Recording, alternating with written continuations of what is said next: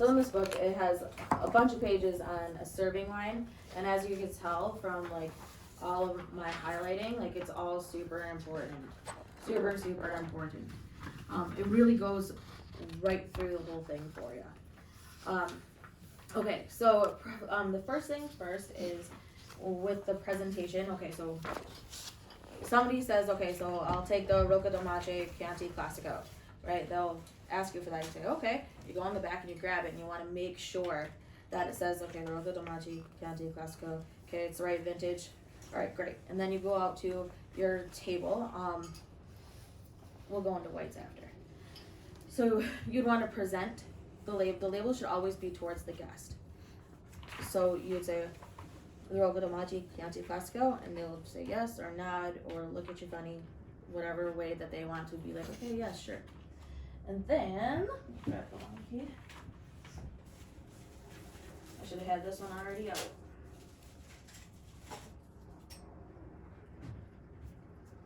We use the aerator for the first sip. Okay, so you bring an aerator out with you. Yes. And the I don't have an decanter. aerator with me. Okay. Well, I can go get it if you want, but no. I can go get it. It's up to Yeah, you. there guys you wanna go. do it now? Yeah. Yeah, And so they you can do the proper way. They Yes. cut the Yes. top for us at the bar. Oh, they do? Yeah. Yeah, he Oh, does. Just the wrapper. But that's what the knife's for. Yeah. You didn't know. Oh, I didn't know. That's Yep. what Let you're me supposed see to- it. I didn't know. Should show Okay, you. wine key, right? Yep. Looks like this. Yep. Wine key. I love the double Double hinges. hinges. Yes. If you break your wine key, sometimes it gets, just from overuse, it just gets all wonky. Sometimes the hinge will go out, your corkscrew can get all bent. I highly suggest getting the double wine key.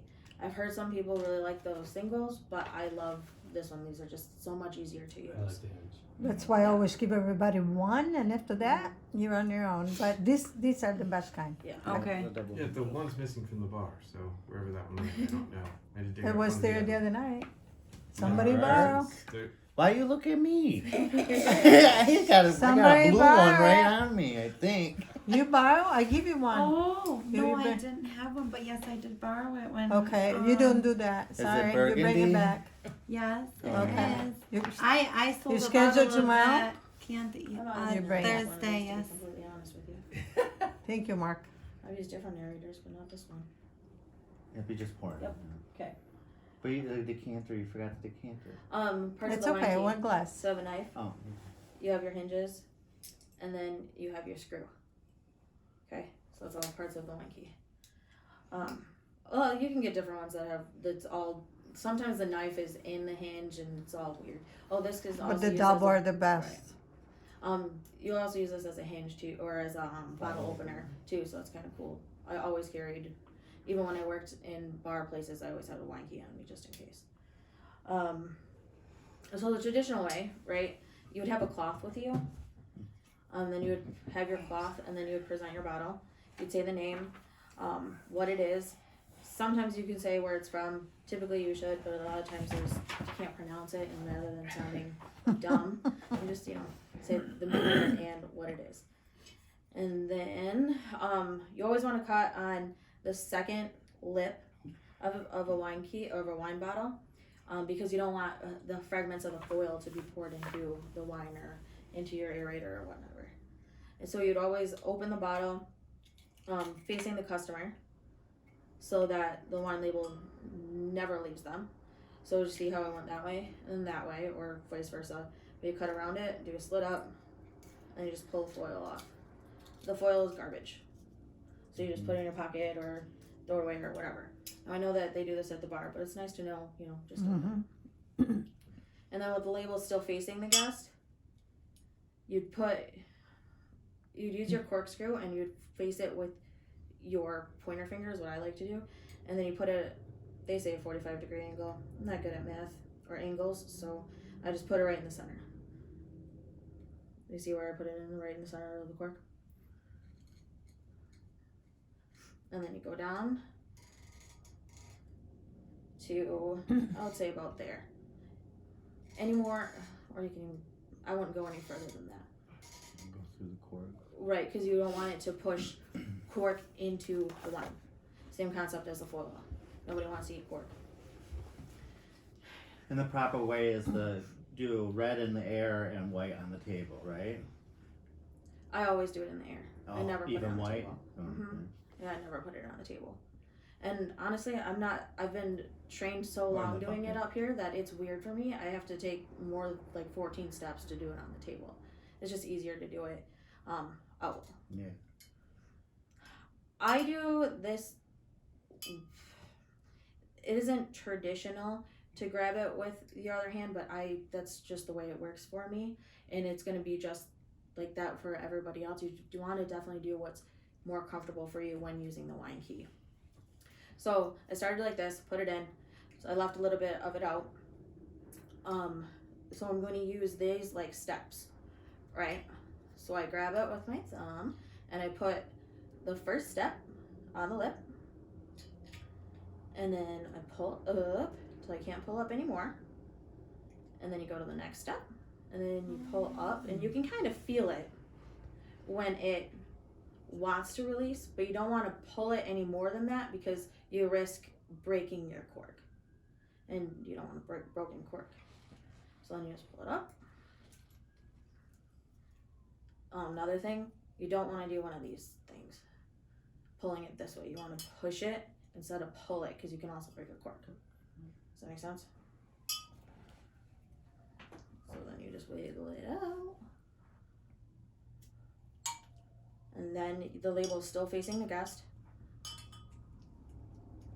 You unscrew the cork, and then you would leave the cork for the guest. And then you put away your wine key, and then you would proceed to do the sampling. Well, so show the sampling, one sip for the person with the aerator, with the Hold the aerator. aerator. Just right in the glass, Just hold it, yeah. if they like it, and then we proceed to pour the rest in the decanter. You pour about it's about a 1.5 ounce sample for the guest, and then they would taste it, smell it, do whatever they do with it, and then they say yeah, okay, and then Smells nice. and then That's it kind of jumps over. So when you go I- to, That's depending on what your policy is, most of the time you start with your host, and then you go counterclockwise around the table. And so if you were my host, I would pour you the sample, and you would say okay, and then you would go around. There are places that you would serve Do it the to the women left. first. I do it to the right. Oh, You always want to embrace your person, right. right? Open arm. Yeah. You want to embrace your guest, otherwise you don't want to elbow them in the face, right? Maybe because I'm left-handed. That could be too. Yeah. So you would do it on the left. Yeah. Whatever's most comfortable for you. Yeah. But I always do the women first at the Mhm. table. Okay. Yeah. So then you would pour the host the sample, and then you would pour the women. You would go the eldest woman, and then go down to the youngest woman, and then you would do the same with the gentleman, ending on the host. And actually, I tell them I do the ladies first because 90% of the time, the lady is the one who determines your tip. So if you please the lady, you're gonna get a good tip. But if you're after the guy, your tip is gonna diminish. So when you say ladies first, they're gonna take note. Even in their subconscious, they're gonna take note. Because they control. They control. Even if the That man's paying, wall. they'll be like, no, you give him more. That's it. That's it. That's right. It's true, okay? And then you finish on the host. You want to make sure that you still have, like, your bottle can make it all the way around. There's nothing worse than getting all the way down and then you're right at the host, and then it's like And that's that's part the of person knowing, you're and that's over. part of knowing how much comes You to have a to bottle and judge, how many right, people are in the party right. to say, okay, Exactly. you have 6 people here, you're gonna want 2 bottles. And then you go back and do the second pour, so you kind of, that's why we take the big glass with the red wine. You pour and say, would you like another bottle? No? And when you go to pour, this is another fact that you need to know.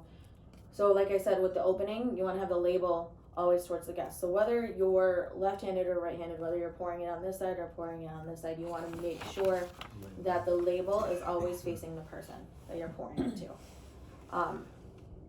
I always Laces pour. out. I always pour with my pointer finger out, that's where I want it to go, so that's where I'm gonna pour. And that way it's easy, like you can still hold it and everybody can see what it is, Mm-hmm. and you can still control the bottle. there are places and people Yeah. who have done it using the punt. That's what's called in the inside of it, the inside of the bottle. But some bottles like this one has a very, very small punt, so you can't pour it Can't do this that. way. But it's kind of fun to play and practice like that if you can get good at it. Yeah. It looks really cool. If you can hold it, you Right. don't spill. Yeah. I would suggest definitely taking bottles home, like empty bottles home. We do that. Okay, We yeah. tell them especially when they start Yes, take empty bottles home, put the cork back in, pull it out. and Just- practice. Yeah, just keep Yeah. practicing and keep practicing because like this is gonna pour a heck of a lot different than this bottle because they're just shaped differently. Yes. Yes. Um, And we want them to learn the difference between the Chianti, because obviously we sell a lot of that, but let's sell something that costs more. Well, see, the difference is okay. That's what I don't know, the difference between the wickers. I thought all the wickers were pretty much That's the the same. same. I did And too. besides the classical, that's what I sell is the classical. And people get the wicker just We have the because they think Reserva. it's cool. Right, right. But that's a start. right. But most people, they're gonna tell you they like it, but the other one is much better. The classical? Yes, of course, of course. Just have a couple more things about serving, and then we can go into like all the Italy stuff. Okay. This. How do you guys serve your sparkling? We put it in an ice In an bucket, Ice bucket. Yep. Okay. wrap So- it in a towel and ice bucket. Okay. So Drip towel, yeah. when somebody asks for a bottle of sparkling, you want to make sure that, okay, first, the wine glasses are at the table and prepare your bucket. Those are your first things. Even, I mean, you can tell somebody to go get your bottle or whatnot, but you want to make sure that those are out because otherwise you're going to be all jumbled up and trying to carry too many things. I rarely will carry a bottle and glasses on a tray just because it's so weeble wobbly. Mm-hmm. I would definitely put the glasses down first if you can at all help it. I know if you're in a rush, sometimes it's weird, but you just got to do your best. You just don't want to drop anything. Make I've 2 dropped several trips. bottles. It's better yeah. 2 trips. And I know that people always say carry trays. It's better. It's easier to clear off other tables and stuff. But when it comes to serving with wine, it just gets a little hairy. Mm-hmm. Okay, so you'd have your glasses. You have your ice bucket. So like let's say this is an ice bucket, right? Which it is. You'd fill it up about I would do about a half of the way here with ice, and I always put a little bit of water in there too, so that the ice doesn't turn into one big block of ice. And it's easier to move around Mm-hmm. too once you've got water. And then I put, especially when it's super hot outside, I would get a towel to put on top of that ice too. Otherwise, your bottle's gonna get super slippery, and it's going to be terrible to pour and open. And when grab it's I just super tie slippery. it to the bottom. Yeah, but I would put one definitely Over. over the ice, just in case, because you don't want. I mean, sometimes it'll Drip too. it'll drip and you'll get condensation everywhere, and it just gets More messier Yeah. than in a case of accidentally dropping the bottle because your hands Right. are wet. We had our tasting that you guys came to, and that right before then, I had my champagne in ice, didn't put water in it because that's what they were doing, and I was doing some other stuff, and so it was starting to melt. I grabbed the bottle and I'm like, this is gonna be terrible, but I didn't have a towel, I didn't have anything like that, so I was just like, all right, well, let's go, and it definitely, like, the bottle slipped and I just all over the place. Very, Prosecco. very professional. Yeah. Yeah. Yep, I was like, I knew it. I knew We it didn't was see gonna it. happen. I didn't right. notice. It was before we Choking in opened. our teeth. Yeah. I was covered in sparkling, covered. But so it does happen, and I've been opening bottles, serving bottles for, oh my god, I started when I was 16, so like, I don't know, A long time. 16 years. 5 years. Yeah, right. So, and I've opened several bottles of wine, and I still mess up. So it's okay if you mess up. So same concept applies. I'm gonna make sure that it's dry though. Label, you ordered the La Marca Prosecco. Do you open these in front of people, or do you? Yes. do it They at the bar? take the tin We off. take the tin. But Okay. they'll rest it. Okay. And then in the proper way, it's not supposed to make a noise, right? Exactly. No. Right. It's supposed to like. Low Be a- key. yeah, Low like a key. dainty little fart. Very, very slowly then. Just watch. And see, that's a lot of people like that. We're That's not what- that type of a know. restaurant where you We're not make trying a to- But it's bang not and a It makes bang. supposed slapping people in the It's a head. low key whispering. And This I run into this often too. Okay, so 95% of sparkling wines will have a pull tab on it. Well, this one, it does, right? But this lovely sticker is on top of it. So that's one of those things that you would want to check before you go out to the table to make sure that you can actually get it without looking ridiculous. Like, where's that? you know what the sticker is? It's the Italian government wants Yep. a stamp on cigarettes, salt, matches, and alcohol. Salt matches. Salt and matches, they have this same sticker in Italy. There's different. Just a lot of salt Um, over there. Man. They Those put labels. lime. matches are made from Yes, sulfur. they make their money. Yeah, and there's different labels that you'll see. Like a lot of them, there'll be DOC, DOCG, IGT as well. They're all just different controls of the government.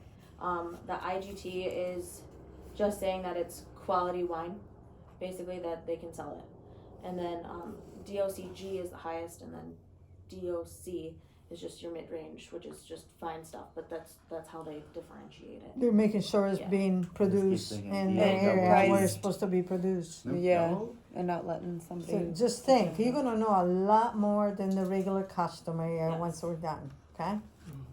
And some of them are just terrible to So open. flaunt it.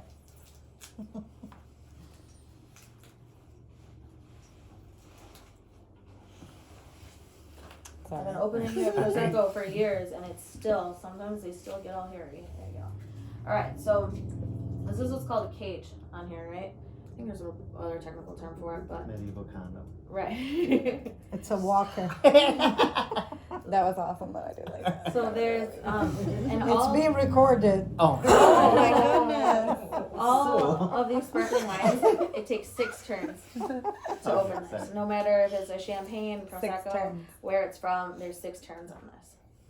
So then, and when you're doing it, you want to always make sure that, well, one, the label's towards the guest, and you have a thumb, or you have some sort of pressure on it. You don't want to poke out your own eye or poke Or out somebody else's else's eye. Get ready to play Just one. do it really Thumb slow. on everybody. Take your time. If you know the people, you can give them the story. You know, it takes about 6 turns. And It. A lot of people Make a magic can trick. do it where they leave the cage on it, and they still get a good turn. Especially sometimes if it's a really difficult sparkling, you can do that. My hands just don't fit around that very well, so I try to take the cage off every time. But you don't necessarily have to, but it's easier, in my opinion, to take it off. You don't want flying metal though. Right. Mm-mm. And Hurting yourself. that's garbage too. After that, it's garbage. So then you want to always have some sort of pressure on the top of it.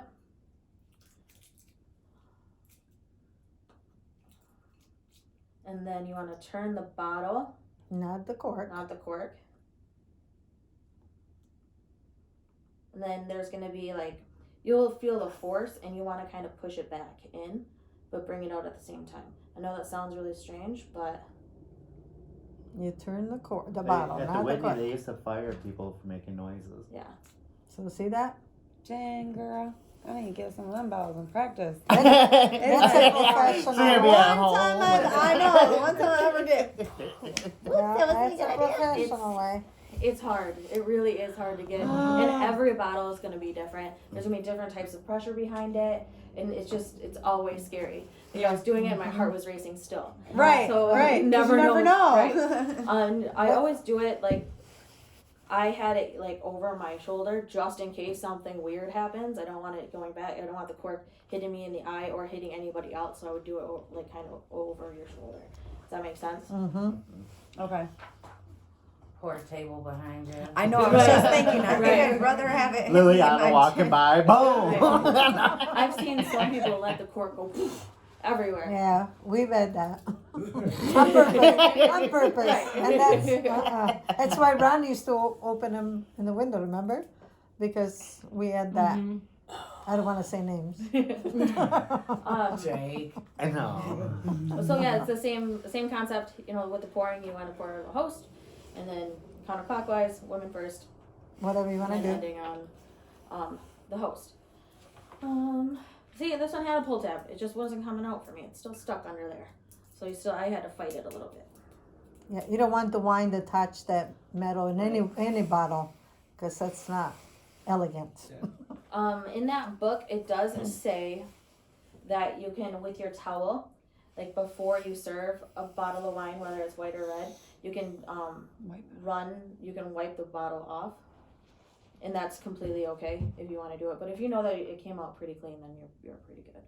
But sometimes if it does get a little hairy, your cork starts to split or whatever, it's a really good idea to just be able to get off whatever remaining cork there is, or if the bottle is upside down and you grab it and there's sediment down at the end of it, you can just wipe it off.